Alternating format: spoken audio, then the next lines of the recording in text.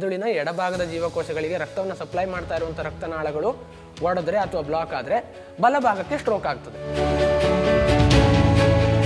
So ಈ ತಂಬಾಕು ಸೇವನೆಯನ್ನು ರಕ್ತನಾಳಗಳು ಒಡಿಲಿಕ್ಕೆ ಅಥವಾ ಸ್ಟ್ರೋಕ್ ಆಗಲಿಕ್ಕೆ ಮುಖ್ಯ ಕಾರಣ ಅಂತ ಹೇಳುವಂಥದ್ದು. ಫಿಸಿಯೋಥೆರಪಿ ಟ್ರೀಟ್ಮೆಂಟು ಈ ಒಂದು ಸ್ಟ್ರೋಕ್ನ ನಂತರದಲ್ಲಿ ತುಂಬ ಸಹಕಾರಿಯಾಗುವಂಥದ್ದು. ಸೊ ಈ ಒಂದು ಸ್ಟ್ರೋಕ್ನ ವಿಚಾರದಲ್ಲಿ prevention is better than cure ಅನ್ನುವಂಥದ್ದು 1000 ಪಾಲು ಸತ್ಯ.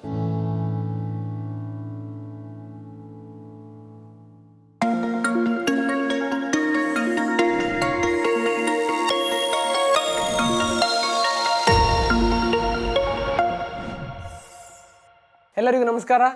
ವಿಸ್ತಾರ ಹೆಲ್ತ್ ಚಾನೆಲ್ಗೆ ನಿಮಗೆಲ್ಲ ಸ್ವಾಗತ.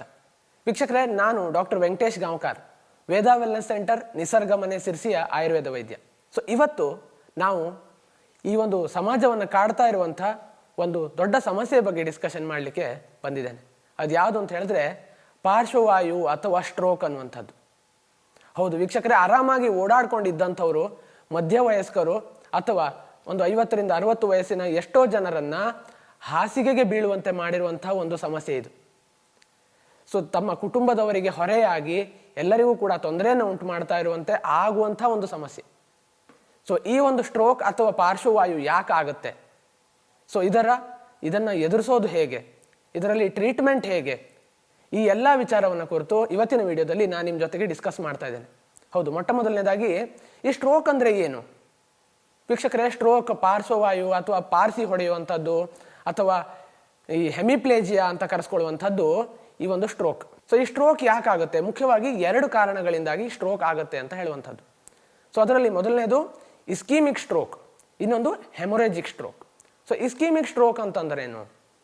ಈ ಒಂದು ರಕ್ತನಾಳಗಳು, ಮೆದುಳಿಗೆ ರಕ್ತವನ್ನು ಸಂಚಾರ ಮಾಡುವಂತಹ ರಕ್ತನಾಳಗಳ ಒಳಗಡೆಗೆ ಈ ಕೊಬ್ಬಿನಾಂಶ ಸಂಗ್ರಹಣೆಯಿಂದಾಗಿ ಅಥವಾ ಇನ್ನಿತರ ಬೇಡದ ವಸ್ತುಗಳ ಸಂಗ್ರಹಣೆಯಿಂದಾಗಿ ಆ ರಕ್ತನಾಳಗಳು ಬ್ಲಾಕ್ ಆಗಿಬಿಡ್ತವೆ.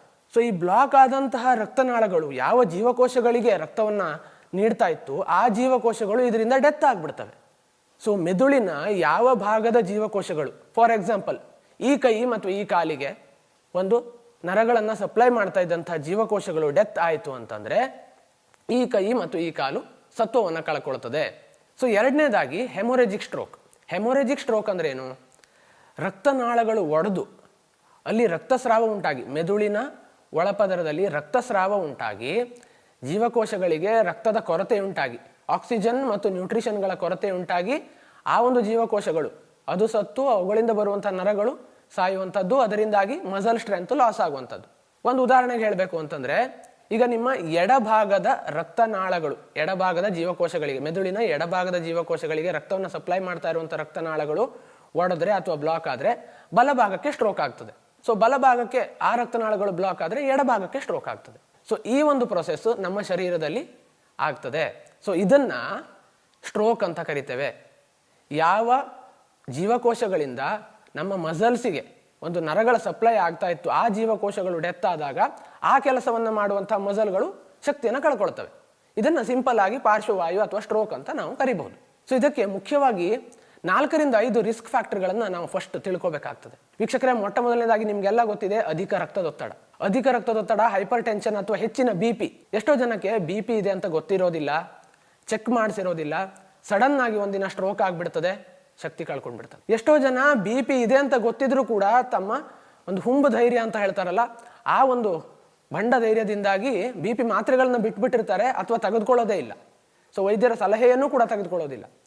ಸೊ ಇದರಿಂದಾಗಿ ಒಂದಿನ BP ಹೆಚ್ಚಾಗಿ ರಕ್ತನಾಳಗಳು ಒಡೆದು ಸ್ಟ್ರೋಕ್ ಆಗುವಂಥ ಸಾಧ್ಯತೆ ಇರ್ತದೆ. ಸೊ ಅದಕ್ಕಾಗಿ ಯಾರಿಗೆ BP ಇದೆ ಅಂತ ಗೊತ್ತಾಗಿದೆ ಅಂಥವರು ಖಂಡಿತವಾಗಿ BP ಮಾತ್ರೆಗಳನ್ನ ತೆಗೆದುಕೊಳ್ಳಲೇಬೇಕು, ವೈದ್ಯರ ಸಲಹೆಯಂತೆ ಮುಂದುವರಿಯಲೇಬೇಕು. ಇನ್ನು ಮಧ್ಯವಯಸ್ಕರು ಸಾಮಾನ್ಯವಾಗಿ 35 ವರ್ಷದ ನಂತರದಲ್ಲಿ ಎಲ್ಲರೂ ಕೂಡ 6 ತಿಂಗಳಿಗೊಮ್ಮೆ ಖಂಡಿತವಾಗಿ ನಿಮ್ಮ BPಯನ್ನು ಚೆಕಪ್ ಮಾಡಿಸ್ತಾನೆ ಇರಬೇಕು. ಇದು ಮುಖ್ಯವಾಗಿ ನೀವು ತಿಳ್ಕೊಳ್ಬೇಕಾಗಿರುವಂಥದ್ದು. ಸೊ ಎರಡನೇ ವಿಚಾರವಾಗಿ ಮುಖ್ಯವಾಗಿ ಹೇಳಬೇಕು ಅಂತಂದರೆ ಟೊಬ್ಯಾಕೋ ಅಥವಾ ತಂಬಾಕು ಸೇವನೆ, ಅದು ಈ ಗುಟ್ಕಾ ಅಥವಾ ಬೀಡಾದಿಂದನಾಗಿರ್ಬೋದು ಅಥವಾ ಸಿಗರೇಟ್ ಸೇವನೆಯಿಂದ ಆಗಿರ್ಬೋದು.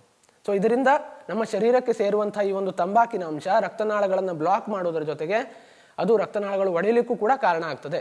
ಇದರಿಂದಾಗಿ tobacco is the prime cos ಅಂತ ಹೇಳ್ತಾರೆ. ಸೊ ಈ ತಂಬಾಕು ಸೇವನೆಯನ್ನು ರಕ್ತನಾಳಗಳು ಒಡಿಲಿಕ್ಕೆ ಅಥವಾ ಸ್ಟ್ರೋಕ್ ಆಗಲಿಕ್ಕೆ ಎರಡನೇ ಮುಖ್ಯ ಕಾರಣ ಅಂತ ಹೇಳುವಂಥದ್ದು.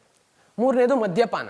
ಸೊ ಆಲ್ಕೋಹಾಲಿಕ್ ಸೇವನೆಯಿಂದಾಗಿ ಕೂಡ ನಿಮಗೆ ರಕ್ತನಾಳಗಳ ಪ್ರೆಷರ್ ಹೆಚ್ಚಾಗ್ಬೋದು, BP ಹೆಚ್ಚಾಗ್ಬೋದು, ಅದರಿಂದ ಸ್ಟ್ರೋಕ್ ಆಗುವಂಥ ಸಾಧ್ಯತೆ ಇರುತ್ತೆ. ಇನ್ನು ಕೆಲವು ಸಂದರ್ಭಗಳಲ್ಲಿ ಅತಿಯಾದ ಸ್ಟ್ರೆಸ್ನಿಂದ, ಈ ಎಲ್ಲ ಸಮಸ್ಯೆಗಳನ್ನು ಉಳ್ಳವರು, ಅತಿಯಾದ BP ಉಳ್ಳವರು, ಈ ಒಂದು ಟೊಬ್ಯಾಕೋ ಅಥವಾ ಆಲ್ಕೋಹಾಲ್ನ ಅಭ್ಯಾಸ ಉಳ್ಳವರು ಕೆಲವೊಮ್ಮೆ ಅತಿಯಾದ ಸ್ಟ್ರೆಸ್ ತಗೊಳ್ಳೋದ್ರಿಂದನೂ ಕೂಡ ರಕ್ತನಾಳಗಳಲ್ಲಿ ರಕ್ತ ಸಂಚಾರ ಕೊರತೆ ಉಂಟಾಗಿ ಸ್ಟ್ರೋಕ್ ಆಗುವಂಥ ಸಾಧ್ಯತೆ ಇರ್ತದೆ.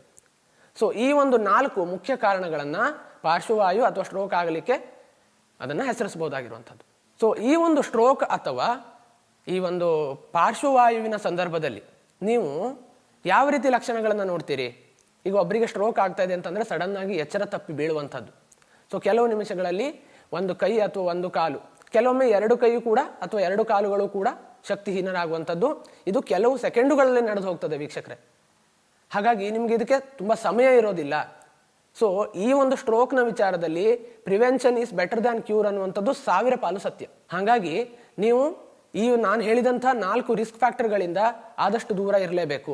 ಸೊ ಇನ್ನೊಂದು ಮುಖ್ಯವಾದಂಥ ರಿಸ್ಕ್ ಫ್ಯಾಕ್ಟರ್ ನಾನು ಹೇಳಲಿಕ್ಕೆ ಮರ್ತಿರೋದು ಯಾವುದಪ್ಪ ಅಂತಂದರೆ ಅತಿಯಾದಂಥ ಜಂಕ್ ಫುಡ್ ಸೇವನೆ ಅಥವಾ ಅತಿಯಾದ ಕಾರ್ಬೋಹೈಡ್ರೇಟ್ ಸೇವನೆ.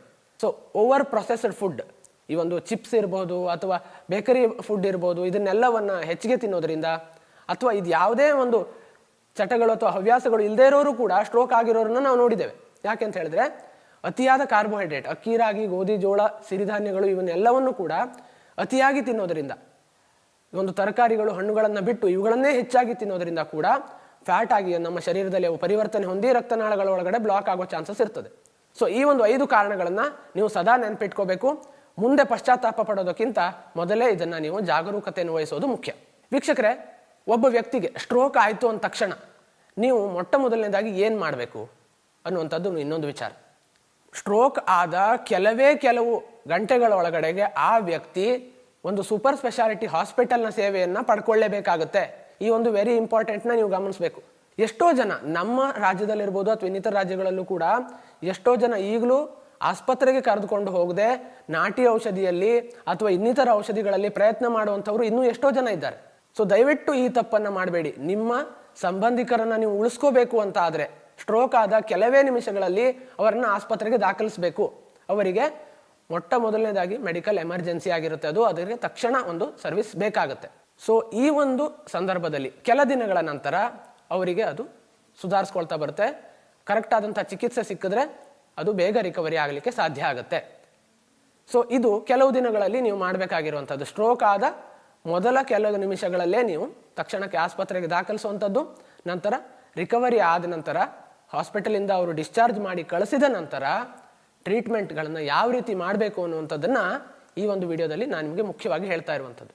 ವೀಕ್ಷಕರೇ, ಒಬ್ಬ ಸ್ಟ್ರೋಕ್ ಆಗಿರುವಂಥ ವ್ಯಕ್ತಿ, ಅದು ಹೆಮೊರೆಜಿಕ್ ಸ್ಟ್ರೋಕ್ ಆಗಿರ್ಬೋದು ಅಥವಾ ಇಸ್ಕಿಮಿಕ್ ಸ್ಟ್ರೋಕ್ ಆಗಿರ್ಬೋದು, ಆ ವ್ಯಕ್ತಿ ಹಾಸ್ಪಿಟಲಿಂದ ಡಿಸ್ಚಾರ್ಜ್ ಆಗಿ ಬಂದ ನಂತರ ಭಾರತೀಯ ವೈದ್ಯ ಪದ್ಧತಿಯ ಚಿಕಿತ್ಸೆಗಳನ್ನು ನೀವು ನೀಡಬಹುದು. ಅದರಲ್ಲೂ ಮೊಟ್ಟ ಮೊದಲನೇದಾಗಿ ಆಯುರ್ವೇದ ವೈದ್ಯ ಪದ್ಧತಿ ಚಿಕಿತ್ಸೆಗಳು. ಸೊ ಅದರಲ್ಲಿ ಪಕ್ಷಾಘಾತೆ ವಿರೇಚನಂ ಅಂತ ಒಂದು ಶ್ಲೋಕ ಹೇಳ್ತದೆ. ಅಂದರೆ ಪಕ್ಷಾಘಾತದಲ್ಲಿ ಅಥವಾ ಈ ಒಂದು ಸ್ಟ್ರೋಕ್ನ ಸಂದರ್ಭದಲ್ಲಿ ವಿರೇಚನ ಅನ್ನುವಂಥದ್ದು ಉತ್ತಮ ಚಿಕಿತ್ಸೆ ಆಗಿರ್ತದೆ. ಸೊ ಹೆಚ್ಚಾದಂತಹ ವಾತವನ್ನು ನಮ್ಮ ಶರೀರದಿಂದ ಹೊರಕಳಿಸ್ಲಿಕ್ಕೆ ಈ ವಿರೇಚನ ಮತ್ತು ಬಸ್ತಿ ಚಿಕಿತ್ಸೆ, ಸೊ ಬಸ್ತಿಯನ್ನು ಅರ್ಧ ಚಿಕಿತ್ಸಾ ಅಂತ ಕರೀತಾರೆ. ಸೊ ಈ ಒಂದು ಬಸ್ತಿ ಚಿಕಿತ್ಸೆಯನ್ನು ನೀಡೋದ್ರ ಮೂಲಕ ಅಥವಾ ವಿರೇಚನ ಚಿಕಿತ್ಸೆಯನ್ನು ನೀಡೋದ್ರ ಮೂಲಕ ಈ ಒಂದು ಸ್ಟ್ರೋಕ್ ರೋಗಿಯನ್ನು ಬೇಗನೆ ಗುಣಪಡಿಸಬಹುದು. ಅದನ್ನು ಹೊರತುಪಡಿಸಿ ನಸ್ಯ ಚಿಕಿತ್ಸೆ, ಶಿರೋಬಸ್ತಿ ಈ ಮುಂತಾದ ಚಿಕಿತ್ಸೆಗಳು ಇದೆ. ಇದರ ಜೊತೆಗೆ ಸರಿಯಾಗಿ ತಿಳಿದು ಮಾಡುವಂತಹ ಒಂದು ಎಕ್ಸ್ಪರ್ಟ್ಸ್ಗಳಿಂದ ಅಭ್ಯಂಗ ಅಥವಾ ಮಸಾಜ್ಗಳನ್ನು ಮಾಡಿಸೋದ್ರಿಂದಾಗಿಯೂ ಕೂಡ ಮಸಲ್ ಮೂವ್ಮೆಂಟ್ಸ್ ಅಥವಾ ಈ ಒಂದು ಕೈ ಬೆರಳುಗಳು ಅಥವಾ ಕೈ ಒಂದು ಮಾಂಸಖಂಡಗಳ ಶಕ್ತಿ ಮತ್ತು ಹೆಚ್ಚಿಗೆ ಬರಲಿಕ್ಕೆ ಸಾಧ್ಯತೆ ಆಗ್ತದೆ.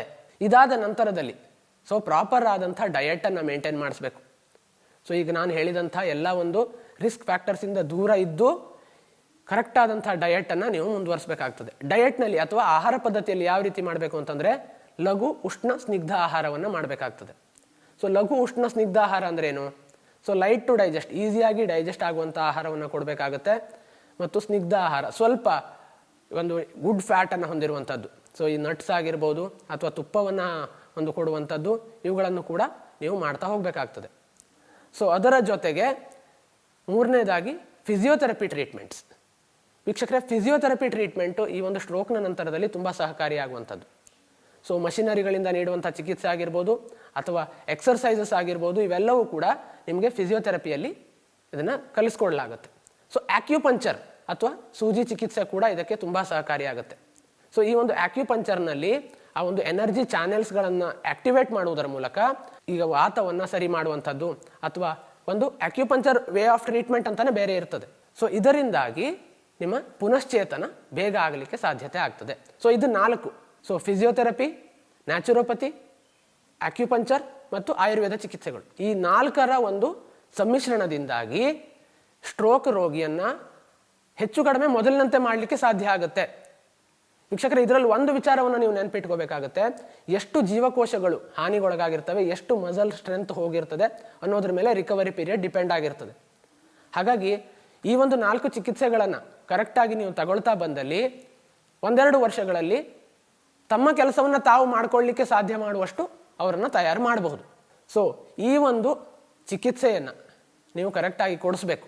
ಸೊ ಮೊಟ್ಟ ಮೊದಲನೇದಾಗಿ ಆಸ್ಪತ್ರೆಗೆ ದಾಖಲು ಮಾಡಿ ಎಮರ್ಜೆನ್ಸಿ ಕೇರನ್ನು ಕೊಡಬೇಕು. ನಂತರ ಈ ಭಾರತೀಯ ವೈದ್ಯ ಪದ್ಧತಿಗಳಿಂದಾಗಿ ಅವರಿಗೆ ಚಿಕಿತ್ಸೆಯನ್ನು ಕೊಡಬೇಕು. ಅದೇ ರೀತಿ ಮನೆಯಲ್ಲಿ ಆಹಾರ ಕ್ರಮವನ್ನು ಕೂಡ ನೀವು ಮೇಂಟೈನ್ ಮಾಡಬೇಕು. ಅವರಿಗೆ ಮಾನಸಿಕ ಧೈರ್ಯವನ್ನು ತುಂಬಬೇಕು. ಇದರಿಂದಾಗಿ ಪುನಶ್ಚೇತನ ಅಂತ ಕರೆಯುವಂಥದ್ದು ಸಾಧ್ಯ.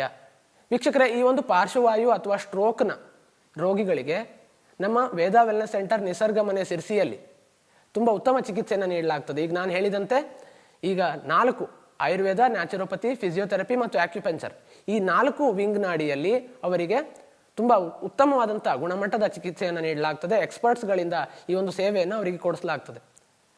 ಸೊ ಯಾರು ಸ್ಟ್ರೋಕ್ ಪೇಷಂಟ್ಗಳಿದ್ದೀರಿ ಅಂಥವರು ಖಂಡಿತವಾಗಿ ವೇದಾ ವೆಲ್ನೆಸ್ ಸೆಂಟರ್ ನಿಸರ್ಗ ಮನೆ ಸಿರ್ಸಿಗೆ ಕಾಂಟ್ಯಾಕ್ಟ್ ಮಾಡಬಹುದು. ಸಿರ್ಸಿಯ ಹೊರವಲಯದಲ್ಲಿ ಒಂದು ದಟ್ಟವಾದಂಥ ಕಾಡಿನಲ್ಲಿ ಸುಂದರ ತೊರೆಯ ನಡುವೆ ಇರುವಂಥ ಈ ಒಂದು ವೇದಾ ವೆಲ್ನೆಸ್ ಸೆಂಟರ್ ನಿಸರ್ಗ ಮನೆ ಸಿರ್ಸಿಗೆ ನೀವು ಬಂದು ಚಿಕಿತ್ಸೆಯನ್ನು ಪಡೆದಲ್ಲಿ ಈ ಸ್ಟ್ರೋಕ್ನಿಂದ ಆದಷ್ಟು ಬೇಗ ಪುನಶ್ಚೇತನ ಹೊಂದಬಹುದು ಅಂತ ಹೇಳ್ತಾ ಈ ವಿಡಿಯೋವನ್ನು ಲೈಕ್ ಮಾಡಿ ಮತ್ತು ನಿಮ್ಮ ಸ್ನೇಹಿತರೊಂದಿಗೆ ಕೂಡ ಶೇರ್ ಮಾಡ್ಕೊಳ್ಳಿ ಅಂತ ರಿಕ್ವೆಸ್ಟ್ ಮಾಡ್ಕೊಳ್ತಾ ಧನ್ಯವಾದಗಳು. ಅನುಕ್ಷಣದ ಸುದ್ದಿಗಳಿಗಾಗಿ ವಿಸ್ತಾರ ನ್ಯೂಸ್ ಯೂಟ್ಯೂಬ್ ಚಾನೆಲ್ ಸಬ್ಸ್ಕ್ರೈಬ್ ಮಾಡಿ. ಹೊಸ ಸುದ್ದಿಗಳ ನೋಟಿಫಿಕೇಶನ್ಗಾಗಿ ಬೆಲ್ ಐಕಾನ್ ಕ್ಲಿಕ್ ಮಾಡಿ. ಲೇಟೆಸ್ಟ್ ಅಪ್ಡೇಟ್ಸ್ಗಾಗಿ www.vistaranews.com ವೆಬ್ಸೈಟ್ಗೆ ವಿಸಿಟ್ ಮಾಡಿ. ಅಂಗೈಯಲ್ಲೇ ಜಗತ್ತಿನ ಸುದ್ದಿ ತಿಳಿಯಲು ವಿಸ್ತಾರ ನ್ಯೂಸ್ ಕನ್ನಡ ಆಪ್ ಡೌನ್ಲೋಡ್ ಮಾಡಿ.